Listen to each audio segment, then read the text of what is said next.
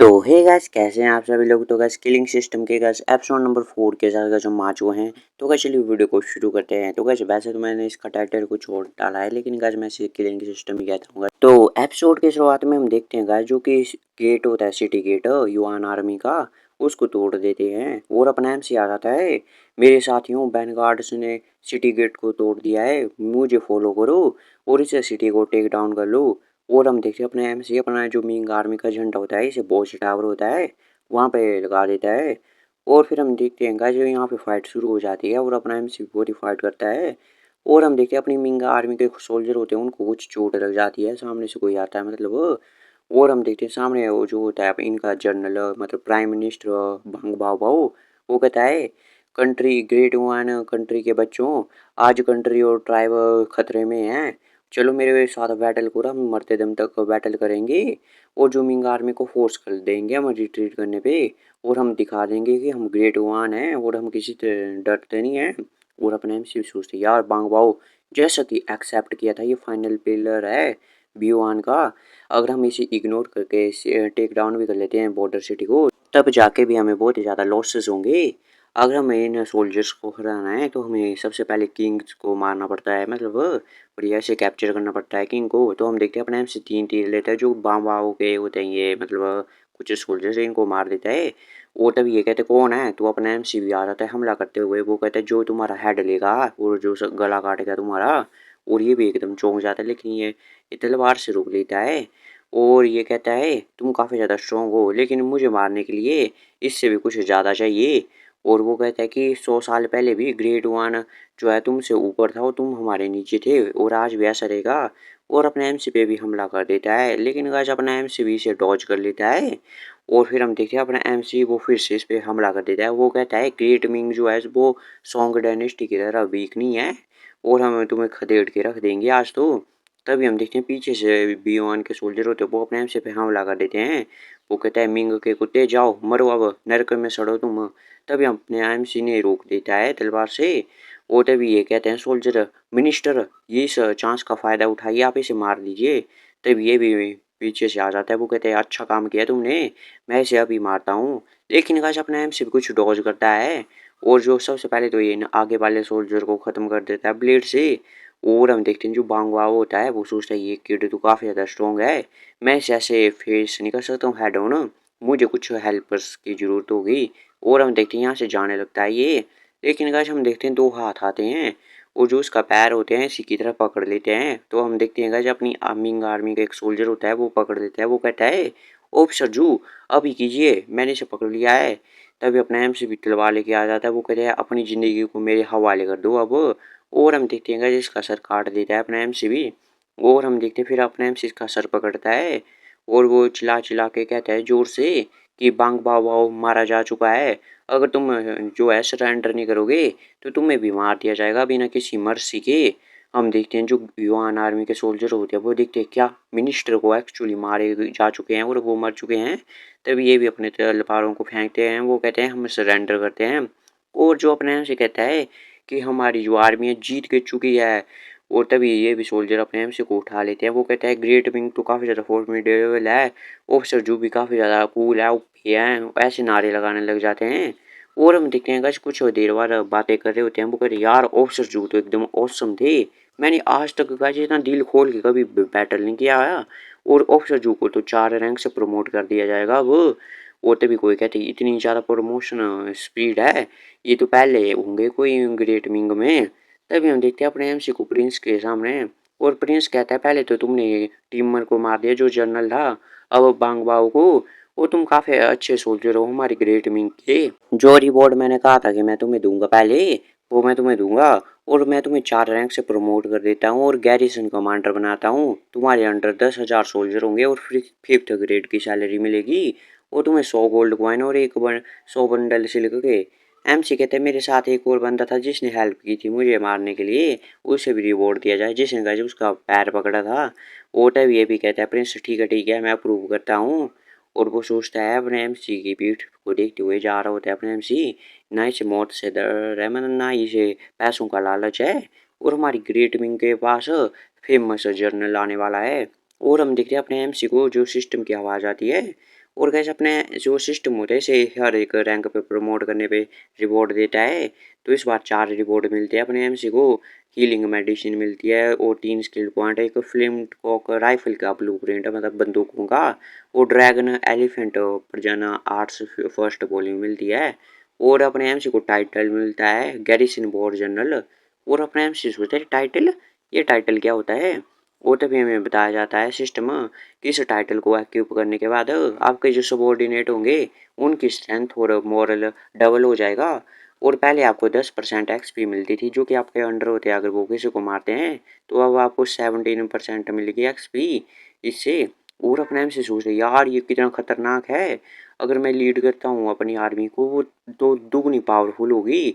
और मैं शेयर भी कर सकता हूँ एक्सपीरियंस है जिससे वो मारेंगे, मतलब जितने लोगों को वो मारेंगे। अपना जो एमसी होता है फिर वो लर्न कर देता है ड्रैगन एलिफेंट आर्ट को। और हम देखते हैं कि ड्रैगन जैसा आता है और अपने वहां पे ब्लास्ट होता है, तभी बाकी के सोल्जर कहते हैं ये कोलैप्स कैसे होगी सिटी की वॉल, क्या ये कैनन से किसी ने हमला किया है क्या, और क्या हम पे अटैक हो रहा है क्या, मुझे तो कुछ पता ही नहीं है।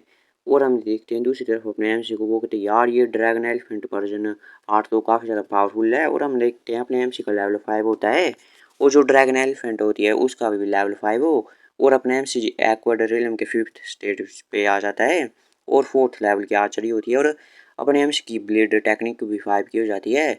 और अपने एमसी सोचता है अब मैं गैरिसन कमांडर हूँ तो मैं रूल करूँगा, मतलब एक हॉर्स पे जाऊँगा अगर मैं फ्यूचर बैटल में, तो मेरे को हॉर्स वाली की टेक्निक भी है वो मैक्सिमम करनी पड़ेगी जो कि अपने एमसी के पहले लेवल पे ही है। और दूसरी तरफ देखते हैं अपने प्रिंस को, इनकी यहाँ पे मीटिंग चल रही होती है। तभी एक जनरल कहता है ग्रीट कर रहे हैं हम हाइनेस को, और अपना हाइनेस भी होता है मतलब प्रिंस को कहते हैं हाँ इसकी कोई ज़रूरत नहीं है, अब हमने जो है बॉर्डर सिटी पे तो कब्जा कर लिया है, अब बियॉन के पास कोई भी डिफेंस वाली अच्छी सी पोजीशन नहीं है, और अब हमारा टाइम है कि विक्ट्री को फॉलो करते हुए अटैक करना, तो आपका क्या राय है? तभी जो जनरल जहांगीर यू होते हैं मतलब वो कहते हैं कि बांगवाओ तो मर चुका है, अब बस लाइफ एंड डेथ का स्ट्रगल ही बचा है जो कि बचे हुए सोल्जर है। अगर हम अटैक करते हैं तो हमें भी बैटल करना पड़ेगा, बहुत ही फियर्स बैटल होगा फिर वो, और हमें भी लॉसेज होंगे। तभी अपना एम से कहता है योर हाइनेस मैं अपनी आर्मी को लेके जाना चाहूँगा जो कि रिमेंट्स बचे हैं सोल्जर उनको ख़त्म करने के लिए। तभी प्रिंस भी कहता है अच्छा अच्छा क्या तुम्हें डर नहीं है क्या, युवान आर्मी तुम्हें ट्रैप करके मार सकती है। तभी अपने एम से कहते हैं जो सबसे मैं जो कम डरता हूँ वो है बैटल से, और मैं फाइट करना चाहता हूँ और मैं उनके जो है दांतों को भी निकाल दूंगा, आप मेरे को ऑर्डर दीजिए। तभी हम देखते हैं गज दूसरी तरफ सू फैमिली को, वो कहते हैं यार बड़े भाई ये तो एकदम स्कैंडल है, हम एक्सेप्ट भी नहीं किया था कि जो हमारी लिटिल सिस्टर है वो लोली मर्चेंट का चाइल्ड लेके घूम रही होगी, अगर मुझे पता होता तो मैं पहले उसे मार देता। हम देखते हैं फोर्थ ब्रदर को, वो ऐसे बता रहा होता है एल्डर ब्रदर हमें क्या करना चाहिए, सबसे बड़े भाई से पूछ रहा होता है। और सेकंड ब्रदर भी कहते हैं हाँ अब तो इसमें 5 से 6 महीने हो चुके हैं प्रेग्नेंट हुए हुए, अब वो अबॉर्ट भी नहीं कर सकते हैं क्या, हमें इसे बर्थ देना चाहिए क्या उस मर्चेंट के बच्चे को। और तभी अपना जो फर्स्ट होता है वो कहता है ये मैटर को हम स्प्रेड नहीं कर सकते हैं, जो भी इसमें बातें करेगा उसे मार दिया जाएगा, और जो मर्चेंट है उसको भी लेके आओ यहाँ पे, मैं भी देखना चाहता हूँ वो कौन है। और हम देखते हैं ये फर्स्ट सन होता है सबसे एल्डेस्ट सन शूडा का, जो कि अब ड्यूक बन चुका है। और तभी हम देखते हैं यहाँ पे दूसरी तरफ अपने एमसी को उसे कोई रिपोर्ट करता है कि गैरिसन कमांडर जो बचे हुए सोल्जर हैं इस सिटी में उनको एलिमिनेट कर दिया है, अब बीपिंग हमारा हो चुका है। और अपने एमसी कहते हैं हाँ ठीक है ठीक है, 16 परफेक्चर है जो युआन वान के अब वो वापस आ चुके हैं जोंग गुआन में मतलब, और जो एनिमी का झंडा होता है उसे अपने एमसी जला देता है।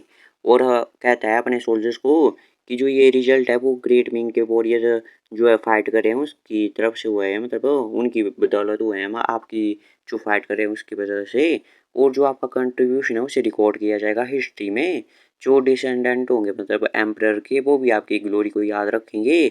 और ग्रेट विंग इनविंसिबल है इनविंसिबल ऐसे चिल्ला रहे होते हैं फिर सोल्जर सभी लोग। और हम देखते हैं कि दूसरी तरफ कोई कहते हैं यार हमें तो विश्वास नहीं होता है, अभी बस 3 ही महीने हुए हैं और जो उक्सियोंग है उसने बहुत सारी सिटीज़ को कब्जा कर लिया है जो माउंटेन पास है सभी के सभी को। तभी प्रिंस भी कहते हैं हाँ उसने 6 सिटी को कॉन्कर्ड कर लिया और 8,000 लोगों को मारा और 5,000 को पकड़ा। और जो उसकी मैंने सुना उसकी जो आर्मी है वो काफ़ी ज़्यादा पावरफुल है दूसरी आर्मी से भी, पता नहीं कौन सा मेथड उसने यूज़ किया होगा और ऐसा लगता है कि जो जुआ शियोंग है वो नेचुरली एक लीडर पैदा हुआ है। वो कहते हैं इसी तरह चलता रहा तो हम जो हमारा नॉर्थन एक्सपीडिशन है वो कंप्लीट हो जाएगा, तो चलो जूक शियोंग से मिलते हैं। तभी कोई आता है, वो कहते हैं रिपोर्ट किया जाता है जो कमांडर जू है वो अपनी आर्मी को लीड करके ले जा चुके हैं जो बचे हुए सोल्जर हैं उनको मारने के लिए। और कमांडर जू ने ऐसा भी कहा है कि जब तक सीज फायर के ऑर्डर नहीं आते हैं तो ये बैटल खत्म नहीं हुआ है और वो कम्प्लीटली एलिमिनेट कर देंगे फ्यूचर के ट्रबल्स को जो कि इंपीरियल कोर्ट को हो सकते हैं। तभी अपना जो कमांडर जहांग फू होता है वो कहता है बियॉन हालांकि हार चुका है बहुत सारी सिटीज़ को माउंटेन पास पे, लेकिन अभी भी उसके पास 10,000 में संख्या में वो है मतलब फाइटिंग पावर मतलब सोल्जर्स वगैरह, और ये डेंजरस होगा उसके लिए। तो जो कमांडर झांग यू होते हैं मतलब जनरल वो कहते हैं जूक सियोंग ये काफ़ी ज़्यादा यंग है अभी और इसका तो जिंदा वापस आना है बहुत ही मिरेकल होगा। तभी ये भी कहता है प्रिंस लगता है कि कुछ बैटल से उसका बहुत ही हवा में उड़ रहा है वो, उसे कुछ सफर तो होना ही देने चाहिए। लेकिन जो जूक सियोंग है वो काफ़ी अच्छा कंट्रीब्यूट किया है उसने और हम उसे मरने नहीं दे सकते हैं। तो जनरल झांग यू आप जाइए, आप 10,000 लोगों को लीजिए सोल्जर्स को और जूक सियोंग को वापस ले आइए जिंदा। तभी वो कहते हैं हम ओबे करते हैं ऑर्डर और हम देखते हैं दूसरी तरफ हमें जूक सियों को। तो एक बंदा कहता है गैरिसन कमांडर जू जो कि गेस्ट कमांडर है वो सभी यहाँ पे आ चुके हैं, तो आपके क्या ऑर्डर्स हैं। और अपने एम से कहता है कि हम बीपिंग को हम ले चुके हैं, अब हमारा बस एक गोल जो कंप्लीट हो चुका है नॉर्थन एक्सपीडिशन का, लेकिन जब तक सीज फायर के ऑर्डर नहीं आ जाते हैं प्रिंस ऑफ यान से तभी तक हम ये ख़त्म कर सकते हैं बैटल और हम एलिमिनेट कर देंगे सभी सोल्जर्स को जो बचे हैं। तभी हम देखते हैं एक बंदा वो कहते हैं कि हम आपके साथ हैं और हम अपनी जान भी दे सकते हैं और हम बिल्कुल आपके साथ हैं, आप बस ऑर्डर दीजिए। और अपने एम से कहते हैं ठीक है ठीक है। तो हम जो ग्रेट वॉल है वहाँ पे जाएंगे और अटैक करेंगे बी के इंपीरियल कोर्ट पे और डायरेक्टली उस जो बी का फेक एम्परर है उसको खात्मा कर देंगे मतलब उसका। और अपने एम से कहता है क्या तुम्हें हिम्मत है क्या तुम्हें मेरे साथ ऐसा करने की। और तभी हम देखते हैं दूसरी तरफ अपना एमसी यहाँ पे किसी दूसरी सिटी पे आ जाता है। तभी वो कहता है कोई कि ये ट्रूप क्या झो झो से आए हैं, लेकिन ऐसे काउंट किया जाए तो डाडू एक सिटी बची है माउंटेन पास में। और डाडू तो काफ़ी ज़्यादा फोर्टिफाइड है, मैं काफ़ी ज़्यादा पावरफुल है और मिंग आर्मी उसे टेक डाउन नहीं कर सकती है। वो तभी कुछ सोल्जर कहते हैं देखो कोई टॉर्च लेके आया है यहाँ पे कि ये मिंग आर्मी है क्या। और तभी एक सोल्जर कहता है ऊपर से कि तुम लोग कौन हो। और अपने से जो भी इस बदला होता है वो कहता है सिटी गेट को ओपन करो हम डाडू से हैं और हम बचे हुए सोल्जर हैं। तभी कहते हैं नॉनसेंस, डाडू तो काफ़ी ज़्यादा पावरफुल है, मिंग आर्मी से टेक डाउन ये नहीं कर सकती है। तभी अपना एम से कहता है डैम यू, और तुम्हें पता नहीं है क्या मिंग आर्मी कितनी ज़्यादा पावरफुल है, तुमने उससे फाइट किया क्या, ओपन करो गेट को, बहुत ही इंजर्ड है हमारे भाई वरना मैं तुम्हारी रिपोर्ट करूँगा ऊपर। तो ये भी खोल देते हैं गेट और फिर अंदर चले जाते हैं और अपना एम से भी इशारा करता है वैसे। वो तभी अपने ये कपड़े कुपड़े फेंकते हैं ये सारा झंडे वगैरह और वो कहते हैं भाइयों माउंटेन पास को टेक डाउन कर लो इसको। और हम देखते हैं ये अटैक करने लग जाते हैं अपने एमसी वगैरह। तभी ये कहते हैं यार एनिमी एम्ब्यूस कौन है ये क्या हो रहा है यहाँ पे, बहुत ही अफरा तफरी मच जाती है। और हम देखते हैं यहाँ पे तो काटा पीटी चल पड़ती है। वो तभी जो ऊपर से बंदे होते हैं जिन्होंने बात की होती है पहले वो कहते यार हम तो गए, ये तो एक्चुअली मिंग आर्मी के सोल्जर हैं, अब हमें क्या करना चाहिए, जल्दी से भी उनको भिजा दो। और हम देखते हैं जाने वाले होते हैं नोटिफाई करने के लिए, लेकिन अपने एम से तीर फेंकता है और उनको मार देता है। और अपने एम से कहते हैं क्या दूसरों को बताना चाहते हो, और ऐसा तो होने नहीं दे सकते हैं। और तभी इसको रिपोर्ट करते हैं, रिपोर्ट किया जाता है कमांडर को कि जो हमने इसे एलिमिनेट कर दिया सभी लोग यहाँ पे थे और माउंटेन पास अब हमारा है ये। और गैरिसन कमांडर आपका जो आइडिया था कि हमें ऐसे भेष बदलना चाहिए युवान आर्मी कपड़े पहन के, ये तो काफ़ी ज़्यादा अच्छा था और हमारे ऊपर कोई भी कैजुअलिटी नहीं आई है इस बार। और अपने एम से कहते ये तो बस छोटा सा प्लान था, युवान आर्मी काफ़ी ज़्यादा केयरलेस थी, तो चलो भाई वो आज रास्ट कर लो और हम कल जाएंगे और 500 सोल्जर को यहाँ पे तैनात कर दो डिफेंड करने के लिए। और हम देखते हैं अपने एमसी को जो 3 महीने में इसका लेवल 5 से 10 हो चुका होता है, जो ड्रैगन एलिफेंट आर्ट होती है वो लेवल 10 पे पहुंच जाती है और एक्वाड्रेलियम के 10 स्टेज पे पहुंच जाता है अपना एमसी। और जो हॉर्स राइडिंग टेक्निक है वो परफेक्ट हो जाती है और फिस्ट टेक्निक लेवल 3 और ब्लेड टेक्निक लेवल 9 पे हो जाती है अपने एमसी की। और स्किल पॉइंट 23 होते हैं और अपना एमसी कहते हैं 3 महीने के बाद मैं लेवल 10 पे आ चुका हूँ और मेरी जो इंटरनल स्ट्रेंथ है वो एक्वाड्रेलियम के 10th स्टेज पे पहुंच चुकी है और बस मैं इनिशिएटर में पहुंच सकता हूँ। और अपने आप से कहता है इनिशिएटर में क्या होता है, तो सिस्टम बताता है कि जो एक्सटर्नल फोर्स होती है वो इंटरनल फोर्स में कन्वर्ट हो जाती है और इससे आप गाइस जैसे क्यूआई से आप हमला कर सकते हैं, किसी भी वेपन पे लगा के वैसा कर सकते हैं। और अगर आपको 10,000 लोग भी घेर लेंगे तो भी आप बच सकते हैं वहाँ से। और अपने आप से कहते हैं यार ये तो बहुत ही ग्रेट है, अब मेरे को अपनी सेफ्टी की चिंता ही नहीं है, बस 600 एक्सपी चाहिए मेरे को और फिर मैं अपग्रेड हो जाऊंगा इनिशिएटर में। फिर हमें गाइस अगले दिन का सीन दिखाया जाता है, हम ग्रेट बॉल का सीन दिखाया जाता है, वहाँ पे एनिमी का कैंप लगा होता है। और अपने नाम से कहते हैं ये है भी उनका इंपीरियल कोर्ट। और भी कोई कहता है गैरिसन कमांडर। जो भी ओन है वो काफ़ी ज़्यादा लॉसेज सह चुका है, लेकिन तभी भी इसके पास काफ़ी ज़्यादा स्ट्रेंथ है, अगर हम ऐसे अटैक करेंगे तो हमें भी लॉसेज होंगे। और अपने नाम से कहता है कुछ ने कहा कि मैं फेस ऑन फेस अटैक करेंगे। ऐसे चालाक आदमी के लिए मतलब एनिमीज के लिए हमें भी चालाकी से काम लेना चाहिए। कैंप का सीन दिखाया जाता है युआन आर्मी का, जहाँ पे गैस अपने से अटैक करने वाला होता है। और हमें कोई सुनाई देता है गैस, कोई बोल रहा होता है कि यहाँ पे बहुत ही ज़्यादा कड़ा पहरा है और वॉच टावर लगे हुए हैं। अगर हम यहाँ पे बिना किसी के नोटिस के जाना चाहेंगे तो ये तो एकदम इम्पॉसिबल है, हमें कोई ना कोई तो नोटिस कर लेगा, क्योंकि यहाँ पे इतना ज़्यादा कड़ा पहरा रखा गया है। और फिर कोई कहता है कि यहाँ पे जो भी हमने ट्राइब्स को कॉन्कर्ड किया था, मतलब जिन जिन सिटी पे अपने एमसी ने अटैक किया था, उनके जो लीडर भाग गए थे वो यहाँ पे कैंप के सेंटर में है। और जितना ज़्यादा वो दूर है सेंटर से उतनी पोजीशन उनकी छोटी है। और जो एम्परर होगा यहाँ का फेक एम्परर, वो ज़रूर बिल्कुल सेंटर में होगा। तो हमें बिल्कुल बड़ी सावधानी से क्या करना है, यहाँ पे इंपीरियल कोर्ट में घुसना है और हमें यहाँ पे चाओस मचा देना है, सभी जगह हल्ला उल्ला मचा देना है। और फिर हमें प्लानिंग के हिसाब से चलना है। और दूसरी तरफ हम देखते हैं कि कैंप के अंदर का सीन कोई कप फोड़ता है और वो कहते हैं हमारे एंचेस्टर थे, वो यहाँ पे हजारों साल से रूल करते आ रहे थे। और जब भी हमारी आर्मी थी जो किसी भी बैटल में घुस जाती थी जब चाहे उसका मन करे और बाहर भी आ जाती थी, और ये सब हमारे हाथ में होता था। लेकिन आज देखो मिंग आर्मी हमें कैसे दौड़ा दौड़ा के मार रही है और मैं तो सबसे डिसअपॉइंटेड हूँ। तो बस ये B1 का एम्परर होता है, सुप्रीम खान होता है ये। और वो कहते हैं जब वो प्राइम मिनिस्टर था तो सारे के सारे आरोप तुम उस पे लगा देते थे, उसने तो अपनी जान दे दी अपनी कंट्री को बचाने के लिए, लेकिन तुम यूजलेस ट्रैश अभी भी जिंदा हो। तभी जो बाकी लोग होते हैं वो झुक जाते हैं, वो कहते शांत हो जाइए, हमने अपने बंदे भेज दिए, हम ढूंढ देंगे मिंग आर्मी को। तब यहाँ पे कहा जाता है आदमी, वो कहते हैं बुरी खबर है कि यहाँ पे आग लगा चुके हैं, जो मिंग आर्मी है वो अटैक कर रही है, वो यहाँ पे हर जगह आग लगा रही है। तो ये सभी चौंक जाते हैं, वो कहते हैं क्या। और हम देखते हैं यहाँ पे दूसरी तरफ अपने एमसी का सीन, यहाँ पे इसने अटैक कर लिया होता है गाइस थोड़ा सामने से शायद। और हम देखते हैं यहाँ पे बहुत ही कुछ गाइस बम्प जैसे गोले फेंक रहे होते हैं ये आग लगाने के लिए। और हम देखते हैं इनसे बहुत ही बड़े धमाके होते हैं पूरी कैंप में। और यहाँ पे घोड़े पे बैठ के होते हैं अपने आर्मी के लोग, मिंग आर्मी के, और फेंक रहे होते हैं।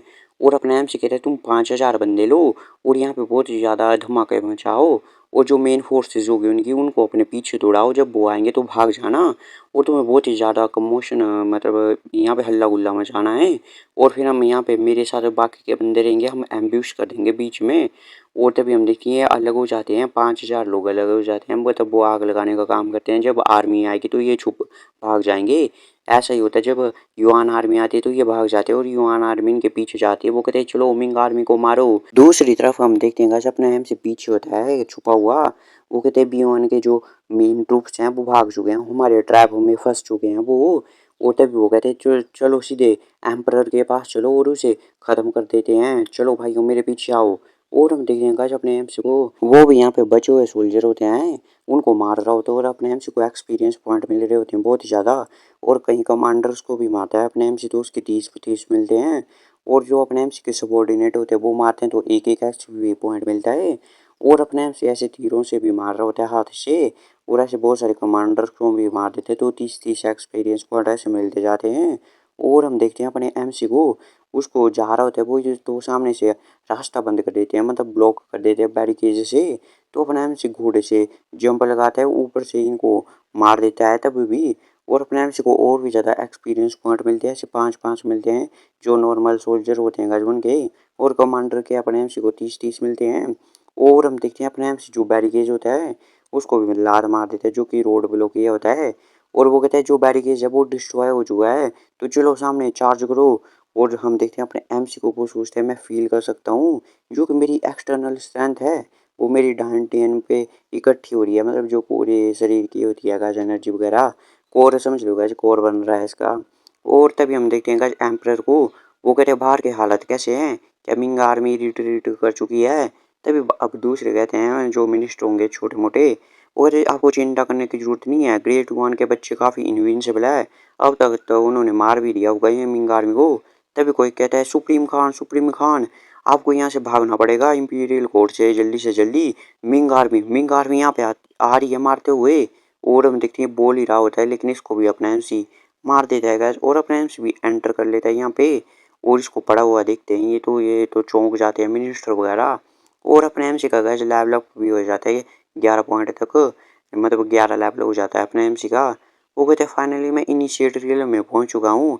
तो गैस अपने एमसी का जैसे एक्सपीरियंस पॉइंट मिलता है तो उसी के हिसाब से ऑटोमेटिकली हो जाता है लेवल अप। और तभी कोई मिनिस्टर कहते हैं, वो कहते हैं जल्दी से प्रोटेक्ट करो मैजेस्टी को। तो हम देखते हैं अपने एमसी दूर से एक स्ट्राइक मारता है और इन सबको मार देता है और एम्पायर के पास आ जाता है। तो एम्पायर कहता है मेरे को मत मारो, मैं तुम्हें पैसे दे सकता हूँ, बहुत सारे पैसे। लेकिन अगर अपने एमसी इसकी एक भी बात नहीं सुनता है और इसको भी मार देता है। और अपने एमसी को कॉन्ग्रेचुलेशन करते हैं कि एम्पायर को मारने के लिए 200 एक्सपीरियंस पॉइंट, 500 लो ग्रेड के स्पिरिट सोन मिलते हैं और एक मैप मिलता है गाइस इंपीरियल जेड सील का। और एक येलो रैंक की हाई ग्रेड की मार्शल आर्ट स्किल मिलती है एब्सोल्यूट स्लैश, तो किसी तलवार ब्याज से रिलेटेड होगी कुछ। और हम देखते हैं अपने एमसी के सोल्जर्स को जो कि आए होते हैं, वो कहते हैं सबको मारो मारो। और हम देखेंगे इसके बाद रिपोर्ट किया जाता है कि यहाँ से 3 माइल दूर पे हमने ट्रेसिस फाइंड किए हैं यूआन आर्मी के। और अपने एमसी कहते हैं यार इन सब का कुछ एंड ही नहीं है, लगता है कि जब से हमने एम्परर को मारा यहाँ के तो वो हमारे पीछे पड़ चुके हैं और हमें छोड़ेंगे नहीं वो, क्योंकि अपने हायर अप को भी जवाब देना पड़ेगा कि कैसे मारा गया, तुम इतने सारे लोग थे। और तभी अपना एमसी भी आ जाता है जोश भरने अपने आर्मी के पास। वो कहते हैं युवान आर्मी काफ़ी ज़्यादा थक चुकी है जबकि हम फुल जोश में हैं अभी, क्या आप तुम मेरे को ज्वाइन करोगे क्या उन्हें हराने में। और तभी ये भी कहते हैं हम फॉलो करेंगे, हम मरते दम तक फॉलो करेंगे। और हमें दिखाया जाता है कि जूक योंग था, उसने 6000 लोगों को लिया और मारता गया वो नॉर्थन टेरिटरी में यहाँ पे साइड में।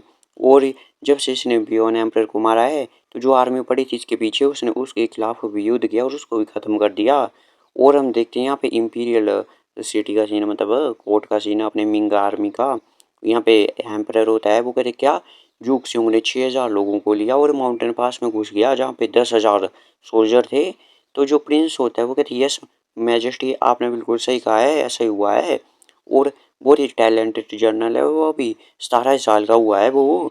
और अगर तुमने उसे अच्छे से पाला पोसा तो मुझे लगता है वो एक ग्रेट जर्नल बनेगा ग्रेट विंग का फ्यूचर में जाके। तो हम देखते हैं दूसरी तरफ राजा को, वो कहते हैं अच्छा उसने अच्छा काम किया है, उसे बहुत ही ग्रेट मेरिट से अवॉर्ड किया जाएगा। और लगता है अब ये वॉर भी खत्म होने को आ चुकी है, तुम पर्सनली सुपरवाइज करोगे मिनिस्ट्री ऑफ रेवेन्यू को और मिनिस्ट्री ऑफ वॉर को और डिस्ट्रीब्यूट करोगे वो पेंशन वगैरह और रिवॉर्ड वगैरह तुम सब कुछ। और जो भी लोग हैं जिसने इसमें हाथ दिया मतलब बैटल में इस वॉर में, उनको हम अच्छे से रिवॉर्ड देंगे, उन्हें डिसपॉइंट नहीं कर सकते हैं। इंपीरियल कोर्ट के अंदर तुम सुपरवाइज करोगे और इंपीरियल कोर्ट के बाद तुम लाओसी होगा वो सुपरवाइज करेगा, वो डिस्ट्रीब्यूट करेगा रिवॉर्ड और मेरिट्स को। तो प्रिंस भी कहते हैं आप चिंता मत कीजिए, मैं पर्सनली इन सब मैटर को हैंडल करूंगा, तो मैं चलता हूँ अब मेरे को काम है इसका। तो हम देखते हैं पीछे से एम्परर भी देख रहा होता है, वो कहता है बावर मैं ये सब कुछ तुम्हारे लिए कर रहा हूँ और अब कुछ सब कुछ तुम्हें ही संभालना है और मैं अब बूढ़ा होने वाला हूँ और ये सब कुछ तुम्हें संभालने का होगा फ्यूचर में। और दूसरी तरफ हम देखते हैं प्रिंस ऑफ यान को, वो कहते हैं क्या तुमने रेस्ट क्यों नहीं किया झूठियों को अभी तक। तो जनरल जहांगीर होता है, वो कहते हैं जो शुरुआत से अंत तक मैंने बस देखा कुछ टेंट थे स्कैटर हुए और जो सोल्जर थे बचे खुचे हुए जिन्होंने जूक्सियों ने पहले उड़ा दिया था उन लोगों को। और फिर हमें एनिमीज कोई मिले ही नहीं, मतलब कुछ भी। और ऐसा लगता है कि वो इंपीरियल कोर्ट में चला गया। जो प्रिंस होता है वो कहते हैं मैंने एक्सेप्ट नहीं किया था जूक सिंह ऐसी चाल चलेगा और शाम को उसके बिल से निकाल देगा और इंपीरियल कोर्ट की आर्मी को निकाल के वहाँ पे इंपीरियल कोर्ट में घुस जाएगा। अगर इसमें वो सक्सेसफुल हो जाता है तो पूरा का पूरा वर्ल्ड है वो सिकन हो जाएगा, मतलब हिल जाएगा। जो ये मैरिट होगी वो उस समय से भी ज़्यादा ग्रेटर होगी जब जो गुआन जुन हुआ है उसने हंस को हराया था, मतलब। और प्रिंस को उसे देख के चौंक जाता है। और हम देखें प्रिंस कहता है ये तो, और हम देखते हैं सामने से बहुत ज़्यादा धुआं जैसा निकल रहा होता है, मतलब आर्मी जैसा। और तभी ये भी सोचता है क्या, ये कहता है ये तो जूक्सियोंग है। और तभी वो कहते हैं ये तो जिंदा वापस आ गया माउंटेन सिटी के गेट को खोल दो, मतलब गेट को खोल दो सिटी के गेट को। और तभी ये कहता है यार पता नहीं कौन सा ग्रेट बैटल से ये होके गुजरा है। इस जो वॉर हुई है नॉर्थन बॉर्डर में, इसकी आर्मी तो पूरी की पूरी ट्रांसफॉर्म हो चुकी है। जूक सिंह ने जिसको लीड किया था उस आर्मी को। और हम देखते हैं अपना एमसी आ जाता है और उसके हाथ में कुछ कपड़े में बंधा हुआ होता है, खून भी लगा होता है। और जो अपना एमसी है वो झुक जाता है प्रिंस के सामने। वो कहता है मैंने बियॉन के एम्परर का सर लेके आ चुका हूँ आपकी रिस्पेक्ट में। तो जो प्रिंस होता है वो भी खड़ा होता है, वो कहते हैं अच्छा है अच्छा है अच्छा है, 3 बार कहता है ऐसा। और वो कहते हैं पास्ट में हान डायनेस्टी के पास हुआ व्यूइंग था, उसकी मेरिट ने दुनिया को हजारों सालों तक मतलब हिला के रख दिया था। और मिंग डायनेस्टी के पास जूग सिंह है, उसकी मेरिट अब पास की जाएगी इंटरनिटी तक। मतलब इतना बढ़िया काम किया है तुमने। और ये मैं तुम्हारे लिए एवोल्यूशन कर रहा हूँ, मतलब मैं ऐसे काउंट कर रहा हूँ तुम्हारी ऐसी कंट्रीब्यूशन को, ऐसा बता रहा हूँ। और हम देखते हैं वो कहता है तुम तो बहुत ही अनपैरल्ड अचीवमेंट तुमने हासिल किया बहुत ही कम समय में, जो कि हु क्यूबिंग था उससे भी ज़्यादा ही किया है। तो वैसे इसका नाम चिल्लाने लग जाते हैं। और हमें बताया जाता है कि बियॉन गए इंपीरियल कोर्ट में इन्हें घुस के जो युआन डायनेस्टी थी, जो कि गाज हंड्रेड्स ऑफ ईयर से वहाँ पे बहुत ही हल्ला गुल्ला मचा रही थी, उसको ख़त्म कर दिया। और इंपीरियल डिग्री भेजी गई सभी जगह जो झुकसियों की कि झुकसियों ने इतना अच्छा कंट्रीब्यूट किया है। और फिर जिस सिटीजन थे उनको कभी भी अब डर के माहौल में नहीं रहना पड़ेगा। और गैस अपने एमसी को गॉड ऑफ वॉर का टाइटल भी दे दिया गया है मिंग डायनेस्टी का लोगों के द्वारा, इसे थैंक यू करने के लिए, क्योंकि इसने इतना अच्छा बैटल में कंट्रीब्यूट किया है। और हम देखते हैं दूसरी तरफ अपने प्रिंस को, वो अपने रूम में होता है, वो कहता है इंपीरियल फादर ने डिक्लेयर कर दिया पूरे वर्ल्ड को तुम्हें 2 रैंक से और प्रमोट किया जाएगा और तुम्हें 4th ग्रेड का कमांडर बना दिया जाएगा। तुम्हारे अंडर 50,000 लोग होंगे और तुम 500 पीपल भी पिक कर सकते हो फर्स्ट आर्मी से तुम्हारे लिए इंपीरियल गार्ड। और मैं तुम्हारे लिए 3 महीने का रेस्ट देता हूँ, तुम अपने गार्ड को लो और तुम अपनी फैमिली को भी विजिट कर सकते हो। वो तो भी जुगसू भी कहता है आपका बहुत ही शुक्रिया। और वो सोचता है मैंने कर दिया जिन्नर, मैं अपना प्रॉमिस है वो फुलफिल करूँगा, वो तुमसे अब शादी करूँगा मैं। वो तभी प्रिंस कहता है क्या तुमने ये सब कुछ देखा। और हम देखते हैं जो होता है मॉन्क साइड में निकलता है एक, वो कहता है यहाँ मैंने देखा। और प्रिंस कहते हैं कैसा था वो। तो कैसे ये मॉन्क यहाँ होता है। वो कहते हैं मेरे को शर्मिंदा हो रही है, मैंने ऐसे बहुत ही कहा है कि मैं फेस रीडिंग कर सकता हूँ, लेकिन मैं देख नहीं पाया जूक्सियों को। ऐसा लग रहा है कि वो मिस्ट में खबर था एकदम नोबल्टी वाली में। तभी वो कहते क्या नोबल्टी, कि ये एयर ऑफ स्लॉटर नहीं है क्या, क्योंकि इसने बहुत सारे युवान सोल्जर को मारा है। तो वो कहते नहीं नहीं, ये बिल्कुल एयर ऑफ नोबल्टी थी और ये काफ़ी ज़्यादा एक्स्ट्रा ऑर्डिनरी काम करेगा और बहुत ही एक्स्ट्रा ऑर्डिनरी अचीवमेंट हासिल करेगा ये फ्यूचर में। और हम देखते हैं दूसरी तरफ प्रिंस को, वो कहता है कि मैं देखूंगा इसको आगे। तभी जो होता है मोंक वो कहता है लगता है कि हाइनस ने डिसीजन ले लिया है। तब ये भी खड़ा होते कहता है जैसा कि तुमने कहा अगर वो सच हुआ तो मुझे भी लगता है कि मेरे को फाइट में ज्वाइन होना ही पड़ेगा। और अगर मैं जूक्सियों को अपनी तरफ कर लूँ और उसकी लॉयल्टी को मैं अर्न कर लूँ तो मेरे जीतने का चांस है वो भी बढ़ जाएंगे। और जैसा कि तुमने कहा है अगर वो सब कुछ अब सच नहीं हुआ तो मैं हमेशा के लिए अपने भाई की एक स्वॉर्ड बना रहूँगा अपने एल्डेस्ट ब्रदर के लिए और उसके साथ ही रहूँगा मतलब। और कहता है कि मैं उसके रास्ते में आने वाली हर रुकावट को काट दूंगा और टेरिटरीज को एक्सपेंड करूंगा। दूसरी तरफ देखते हैं गाइस अपने एमसी को, वो अपना सिस्टम चेक कर रहा होता है। वो कहते हैं 500 पर्सनल कार्ड, इससे तो मैं अपना फैक्शन क्रिएट कर सकता हूँ अब स्टार्ट। और मेरे को क्या रिवॉर्ड मिलेंगे अब 2 रैंक से प्रमोट होने पे। तो एक मिड ग्रेड येलो रैंक की इंटरनल स्ट्रेंथ मिलती है कुछ, और एक गाइस एक इसको मेडिसिन मिलती है जिससे कि मुर्दों को भी जिंदा कर सकता है और उसकी खाने के बाद वाइटलिटी होती है वो कभी ख़त्म नहीं होगी। और एक गाइस इसको लॉयल्टी वाली मिलती है आई ऑफ लॉयल्टी, क्योंकि ये अपना फैक्शन क्रिएट कर सकता है। और अपना एम कहता है यार इन्हें तो भूल जाओ, लेकिन ये आई ऑफ लॉयल्टी बुरी नहीं है, इससे मैं अपना फैक्शन अच्छे से बिल्ड कर सकता हूँ। और अपना एम सोचता है इस पर क्लिक करते हुए चलो इसे ट्राई करते हैं। और हम देखते हैं यहाँ पे बहुत सारे सोल्जर खड़े होते हैं। वो कहते हैं यहाँ पे 80 ब्रदर है वो हमारी फर्स्ट कैंप से आर्चर स्क्वाड के हैं, बाकी के 420 वो सोल्जर है जिन्होंने आपको फॉलो किया था। और अपना एमसी कहता है अच्छा है अच्छा है। और अपना एमसी कहता है जैसा कि तुम्हें पता होगा कि मेरे को कमांडर के तौर पे प्रमोट कर दिया गया है और अब मैं 500 पर्सनल गार्ड रख सकता हूँ जो कि मेरे को फॉलो करेंगे। और ये जो 500 पर्सनल गार्ड हो गए इनका लाइफ है जो है वो मेरे लिए बिलोंग करेगी और तुम्हें मेरे लिए लॉयल रहना पड़ेगा। और अपने एमसी कहता है लेकिन मैं किसी को भी डिफिकल्ट सिचुएशन में नहीं डालूंगा। वो तुम डिसीजन ले सकते हो, क्या तुम मेरे को फॉलो करना चाहोगे, मेरे पर्सनल गार्ड बनना चाहोगे। तभी ये सब कहते हैं कि हम लॉयल्टी को अब स्वेयर करते हैं आपके लिए और हम हाँ आपसे हमेशा के लिए लॉयल रहेंगे। और अपने से भी अपनी आई ऑफ लॉयल्टी को ओपन करता है और वो देखते हैं लॉयल्टी तो कुछ लोगों की 100 होती है, कुछ की 94 फिर 81 कुछ ऐसी बहुत अलग अलग होती है रैंडम। और अपना एमसी देखता है लॉयल्टी रेट हमें बताता है सिस्टम 60 से ऊपर तो लॉयल होते हैं, 70 से ऊपर आप उन पे डिपेंड कर सकते हैं, 80 से ऊपर वो आपके लिए जान भी दे सकते हैं और 90 से ऊपर कभी भी आपको बिट्रे नहीं करेंगे और 100 से ऊपर तो आपके लिए जीना मरना आपके साथ ही है, मतलब सब कुछ। और अपना एमसी सोचता है सभी की लॉयल्टी 80 पॉइंट से ऊपर है। ऐसा लग रहा है कि जो कि वॉर में मेरे साथ है इनसे इन्फ्लुएंस हो गए हैं वो सोल्जर। वो जो सोल्जर मेरे को फॉलो किया था वो जिन्होंने नहीं किया था उनमें डिफरेंस है। और दूसरी तरफ हम देखते हैं यंग टीन मैनर में कासीना, तभी वो कहते हैं क्या वो मारा जा चुका है, इम्पॉसिबल, ऐसा तो हो ही नहीं सकता है। और हम देखते हैं सामने फोर्थ ब्रदर होता है और यहाँ पे होती है जिन्नर और साथ ही में माओयून होती है। वो कहते हैं माई लेडी आपको केयरफुल रहना चाहिए। और हम देखते हैं जिन्नर का पेट फूला होता है तो कहते जैसे बच्चा पैदा ही होने वाला है 1-2 महीने में। वो तब ये भी जाते हुए कहता है फोर्थ ब्रदर और उसका तो कॉप्स भी नहीं रहा है और हम उसका लाश भी नहीं ला पाए। वो तभी सोचते हैं ब्रदर क्योंग अगर आप सच में मारे जा चुके हो तो मैं आपके लाश का लाने का इंतजार करूंगी। जब ये बच्चा पैदा हो जाएगा तो मैं इसे अंकल लीन को दे दूंगी और फिर आपको ढूंढने के लिए चल पड़ूंगी। तभी हम देखते हैं फोर्थ ब्रदर को, वो कहते हैं सेकंड ब्रदर हमें क्या करना चाहिए। जो जूक सिंह जिसको मेंशन किया गया इंपीरियल अनाउंसमेंट में वो हमारी लिटिल सिस्टर का लवर है सच में। हालांकि मैंने अभी डरा दिया लिटिल सिस्टर को, वो अब मूड नहीं होगा उसका जो बोर है उस पर अटेंशन देने का। तभी सेकंड ब्रदर कहता है तुम इतने उत्तेजित क्यों हो और हमें तो हैप्पी रहना चाहिए क्योंकि जूक सिंह जो है सन की तरह हो चुका है, हमारी लिटिल सिस्टर से वो मैरी कर लेगा तो हमारी फैमिली की पोजीशन स्टेबल हो जाएगी। तभी फोर्थ ब्रदर कहता है नहीं ऐसा हो ही नहीं सकता है, वो एक लोली सा मर्चेंट है, मैरिज से उसने अपना स्टेटस चेंज कर लिया है लेकिन उसका बैकग्राउंड तो अभी भी वही है, एक मर्चेंट वाला, और उससे हम शादी नहीं कर सकते अपनी बहन की। तभी ये कहते हैं जूक सुंग ने जो भी अनपैरेलल अचीवमेंट हासिल किया है तो हाइनेस उससे देखना चाहेंगे। अगर हम हाइनेस को बताएंगे कि हमने उसे ह्यूमिलेट किया है तो हाइनेस हमारे बारे में क्या सोचेंगे फिर।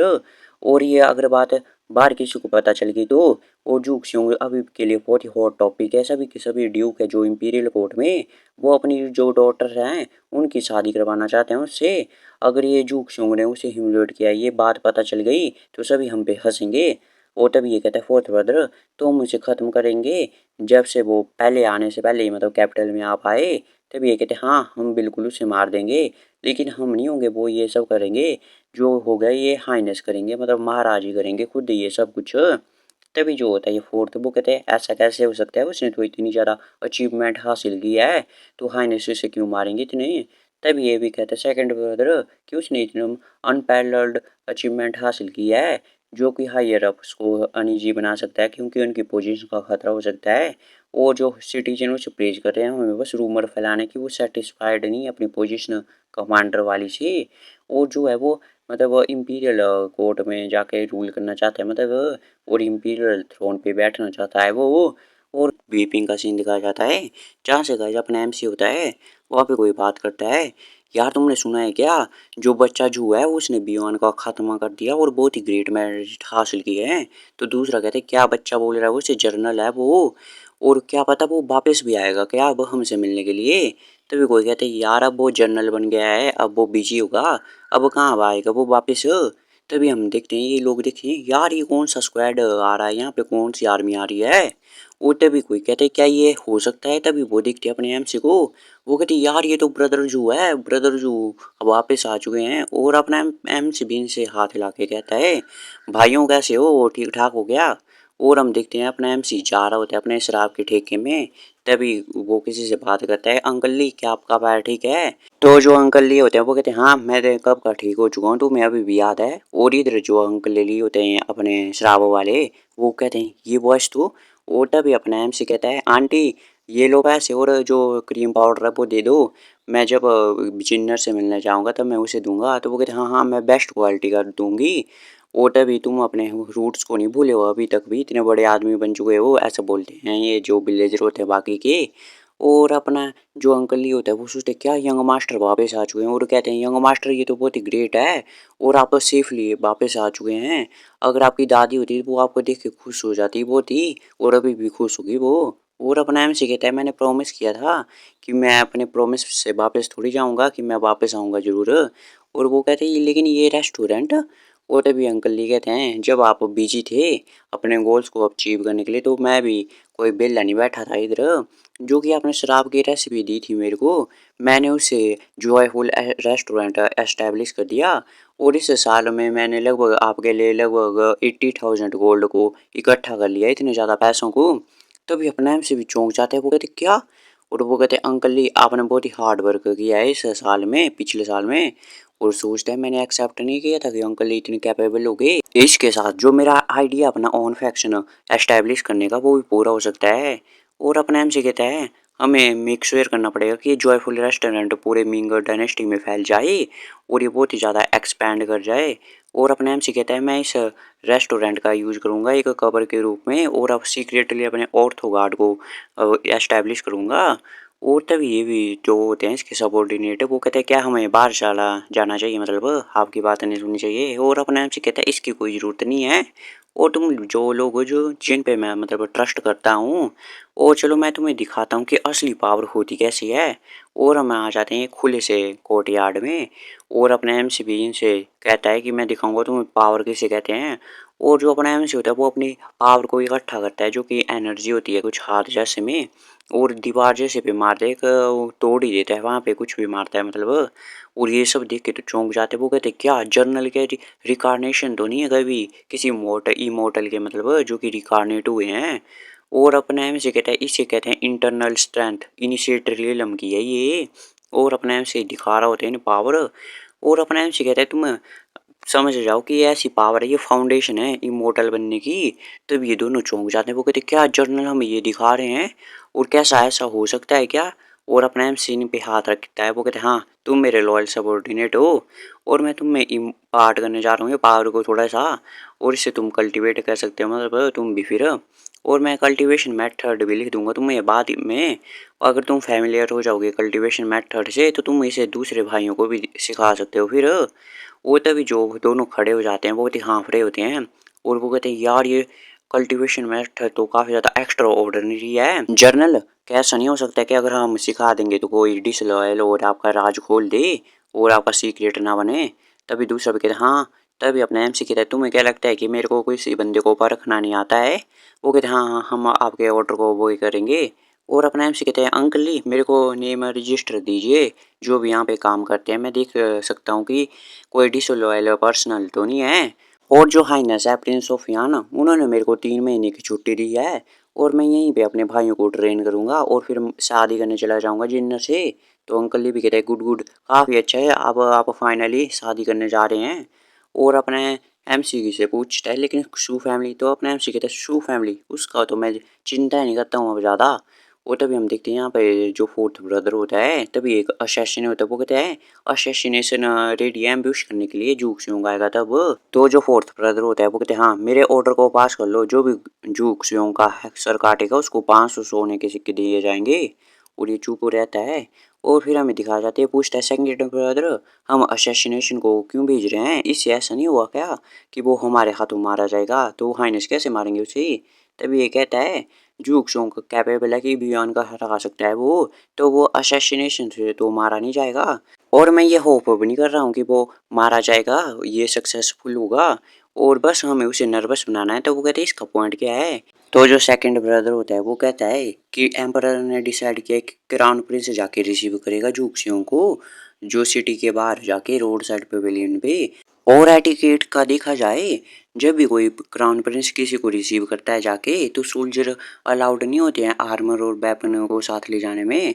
लेकिन जब जूक स्योंग जाएगा वहाँ पे तो उससे बहुत ही ज़्यादा असैसिनेशन अटैम्प होंगे, तो उसके सबॉर्डिनेट फुल्ली एक्यूप्ड होंगे हथियार वगैरह के साथ। और हम रूमर स्प्रेड कर देंगे कि जूक स्योंग का प्लान है कि वो क्राउन प्रिंस को किडनैप कर ले, और उस टाइम पर इंपीरियल गार्ड उसे पकड़ लेंगे, और वो चाहे कितना भी डिफेंड करे वो बच नहीं पाएगा।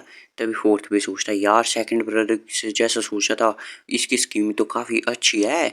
जो मर्चेंट है अब तो बचेगा नहीं, वो तो इस बार पक्का मारा जाएगा। और हम देखते हैं दूसरी तरफ अपने एमसी जा रहा होता है अपने बंदों के साथ। तो पेड़ पे असैसिनेशन होते हैं।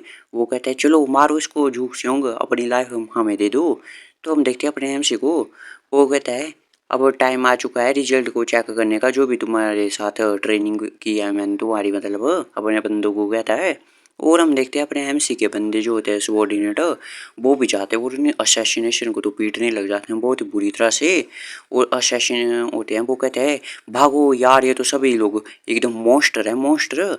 और अपना एमसी कहता है क्या तुम्हारे पास कोई और भी मूव्स हैं तो चलो मैं उन सबको रिसीव कर दूंगा। और हम देखते हैं फोर्थ ब्रदर को, वो कहते हैं यार सब कुछ खत्म हो गया अब तो। तभी हम देखते हैं दूसरी तरफ क्राउन प्रिंस का सीन है। तभी एक बंदा कहता है योर हाइनस एक रूमर फैल रहा है कि जो जूक से होगा वो आपको किडनैप करना चाहता है, तो आप पैलेस में क्यों ना चले जाए और उसे हम वेलकम कर लेंगे आपके जगह पे। तभी हम देखते हैं क्राउन प्रिंस को, वो कहता है कोई ज़रूरत नहीं है, मैं मुझे विश्वास है जूक से पे। फिर क्राउन प्रिंस कहता है वो यहाँ पे आ चुके हैं। और हम देखते हैं तभी अपना एमसी वगैरह आ जाते हैं और वो रिस्पेक्ट पे करते हैं हाइनेस को और उसके सबॉर्डिनेट भी। तो अपना जो होता है क्राउन प्रिंस वो कहता है खड़े हो जाओ जनरल जू, और तुमने बहुत ही आउटस्टैंडिंग जो है वो मेरिट हासिल की है ग्रेट विंग के लिए, और इन सब फॉर्मेलिटीज की कोई ज़रूरत नहीं है। तो अपना एमसी भी उसे थैंक यू करता है। लेकिन क्राउन प्रिंस पूछता है जनरल जू जो कि आपके सबॉर्डिनेट है उन्होंने कपड़े क्यों नहीं पहने, मतलब शर्टलेस क्यों है वो, और क्या हुआ था क्या रास्ते में कुछ। तभी अपना एमसी कहता है मैं अगर सच सच बताऊं तो हमें बहुत सारे असैसिनेशन अटैम्प हुए हैं जब कैपिटल में आ रहे थे हम, और मेरे सबॉर्डिनेट उन्होंने उन्हें धर दबोचा बिना किसी हथियार के और डिफेंसलेस होते हुए, और उन्हें गवर्नमेंट ऑफिस में रख दिया है हमने पकड़ के। और जो क्यों वो शर्टलेस है क्योंकि वो क्लोथ्स पे उन पे ब्लड लग सकता था इसलिए उन्होंने उतार दिए। तभी क्राउन प्रिंस कहता है क्या उनकी हिम्मत कैसे हुई ग्रेट विंग के ऑफिशियल पे असैसिनेशन अटेम्प्ट करने की, मैं इंपीरियल फादर से इसकी रिपोर्ट करूंगा और आप चिंता मत कीजिए हम पता लगा लेंगे कौन है इसके पीछे। और तभी अपने एमसी कहता है ओ थैंक यू हाइनेस। और तभी जो बात सुनते हैं बाकी के लोग वो कहते क्या हरा दिया असैसिनेशन को, मतलब बिना किसी हथियार के वो डिफेंसलेस होते हुए। और जनरल जू के जो सबॉर्डिनेट है वो तुम मार्शल आर्ट में एकदम मैचलेस है, मतलब कोई मुकाबला ही नहीं है उनका। और अपना एमसी कहता है तुमने बहुत ही अच्छी सी अचीवमेंट हासिल किया है और नॉर्थन बॉर्डर में, और 100 सालों तक वहाँ पे बिल्कुल पीस रहेगी।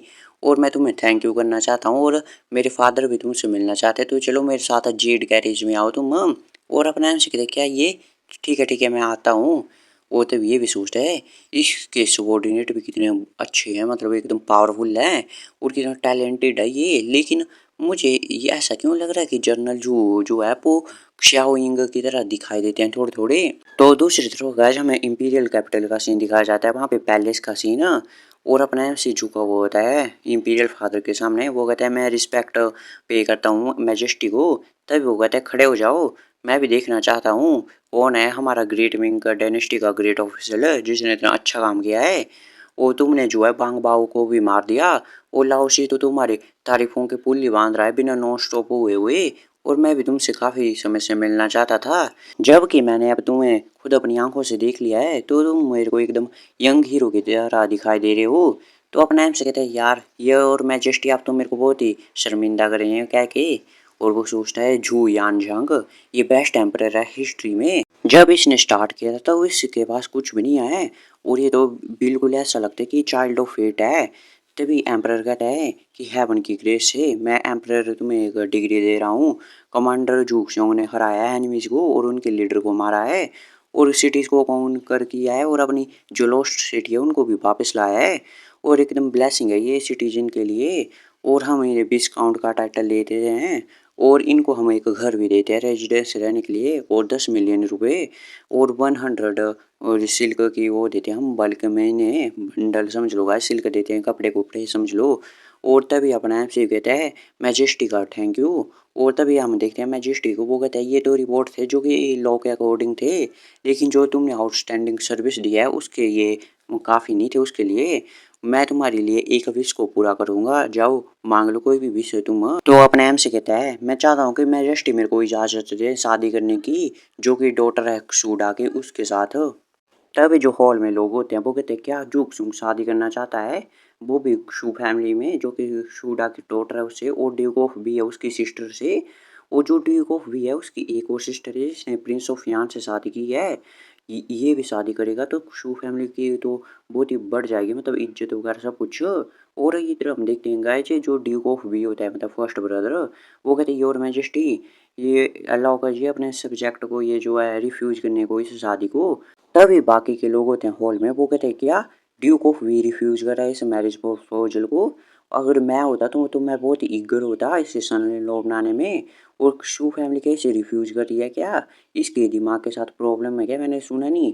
तभी ये कहता है योर मैजेस्टी मैं बहुत ही कर्जे में हूँ और बहुत ही होनर महसूस कर रहा हूँ कि जो जनरल जो है वो मेरी बहन के साथ शादी करना चाहते हैं, लेकिन जो मेरी सिस्टर है वो किसी से प्यार करती है और मेरी फादर की भी विश थी कि मैं उसकी हर विशेष को फुलफिल करूँ अपनी बहन की।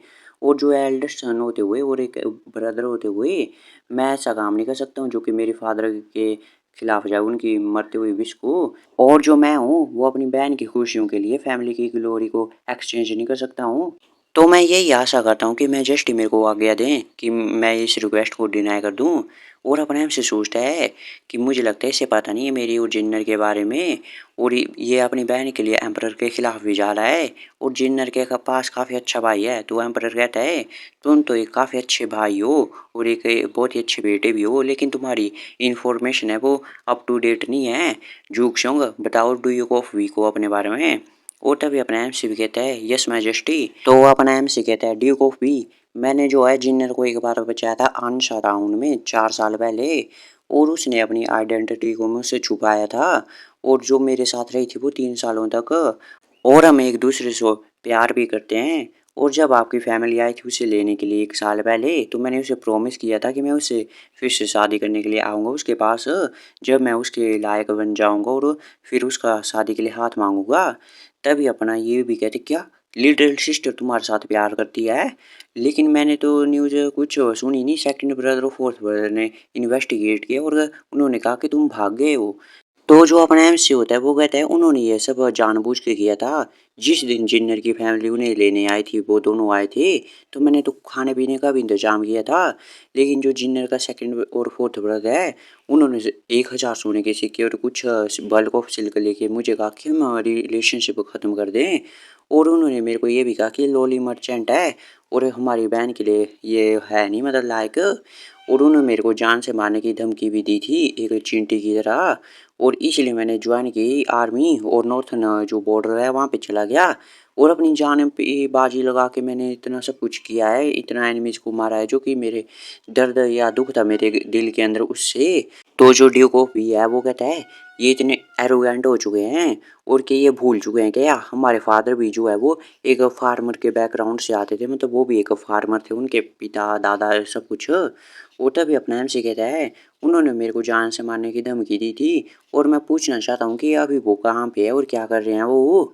तभी जो एम्परर होता है वो कहता है तुमने बहुत ही अच्छा कहा है, एक आदमी को ऐसा ही होना चाहिए झुक सुंग। मैंने इन्वेस्टिगेट किया जो कि असैसिनेशन हुए थे तुम पे और उन दोनों का ही काम है, इनके पीछे भी असैसिनेशन के पीछे मैं पूरी इस मैटर की अथॉरिटी तुम्हें देता हूँ, तुम्हें जो करना हो मतलब कर लेना तुम।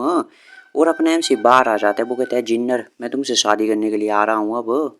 तभी हम देखते हैं अपने एम से जा रहा होता है लेकिन एक हाथ बीच में आ जाता है, वो कहता है क्या ग्रेट मिंग के गॉड ऑफ वॉर तुम्हारे जैसा एक बच्चा तो हो ही नहीं सकता है। अगर मैं भी जाता नॉर्थन एक्सपीडिशन पे और वहाँ पे मैं भी हरा सकता था बियॉन को और उस फेक एम्परर को मैं भी मार सकता था, तुम बस एकदम लकी हो। तो अपने एम से पूछता है इससे कि तुम हो कौन। तो जो ये बंदा होता है वो कहता है मैं लानियो हूँ ड्यूक ऑफ लियांग का, और अपना बैच दिखाता है कुछ। और जो अपना एमसी है इसे सोचता है देखते हुए ये चला जाता है यहाँ से। लानियो जैसा कि सुना था मैंने एरोगेंट है जैसा कि रिकॉर्ड किया गया हिस्ट्री में भी, और मुझे याद है कि ये जो लानियो है ये फाइनल केसेज में से एक केस था जो 4 केस मेजर केसेज हुए थे अर्ली मिंग डायनेस्टी में, जिसके कारण बहुत सारी जानें भी गई थी। और ये तो एकदम गॉड ऑफ प्लेग है मतलब। और तभी अपने एम से सोचता है चलो यार छोड़ो इसे, मुझे जिन्नर से मिलने जाना है। तभी अपने एम से भी आ जाता है गिफ्ट लेके शू फैमिली में। तभी ये होता है फर्स्टर ब्रदर, वो कहता है कमांडर जनरल जूक सेओंग, आपको ये सब गिफ्ट की क्या जरूरत थी, आपकी मैरिज तो अरेंज की गई है एम्परर के द्वारा, तो इन सब गिफ्ट की कोई ज़रूरत नहीं थी, और ये वैसे भी कुछ ज़्यादा ही नहीं है। तो अपना एमसी कहता है नहीं ये सब सेपरेट मैटर है, जो मैरिज ग्रांटेड की है एम्परर ने और ये गिफ्ट है, और पीछे जो तुम्हारे दो भाई हैं उन्होंने मेरे को 1000 गोल्ड से हमारी रिलेशनशिप को कट करने की कोशिश की थी, आज मैं उनसे 10 गुना गिफ्ट लेके आ चुका हूँ।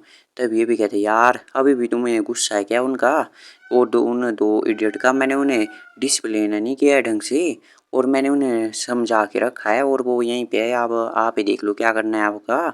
तो जो सेकंड और फोर्थ होते हैं वो बैठे हुए होते हैं घुटने पे, और वो कहते हैं हमें माफ़ कर लीजिए जनरल जू, हमने अंधे थे जो कि हमने आपको रिकॉग्नाइज नहीं किया कि आप इतने ग्रेट हो। और तभी फोर्थ भी कहते हैं हाँ हाँ हमने आपके बहुत ही नीचा देखा, और अपने एम से कहता है ओ ये ऐसा है क्या, और आगे बढ़ जाता है और इनके पीछे बैठ जाता है। और वो कहता है लेकिन मैं अभी भी देख सकता हूँ कि तुम अभी भी कन्विंस्ड नहीं हो, मतलब अभी भी तुम मानते नहीं हो। और वो कहते हैं इधर आ जाओ और घुटने पे और नील डाउन करो मेरे सामने। तो हम देखते हैं फोर्थ पर तो गुस्सा हो जाता है, वो कहता है डैम यू, और मैं इसे और नहीं ले सकता हूँ, तू अल्कोहल कहीं मर्चेंट कहीं का, जो भी हमने किया वो ठीक है, तू मर क्यों नहीं जाता है जहाँ पे रास्ते में ही, और हमने कुछ भी गलत नहीं किया है। और अपना एमसी कहता है अच्छा ऐसी बात है क्या, तो चलो हमें तुम्हें अच्छे से सुधार दूंगा मतलब। और गाइस ये एपिसोड यहीं पे खत्म होता है गाइस, मिलते हैं आपसे अगले एपिसोड में, तब तक के लिए bye bye, keep watching, stay safe.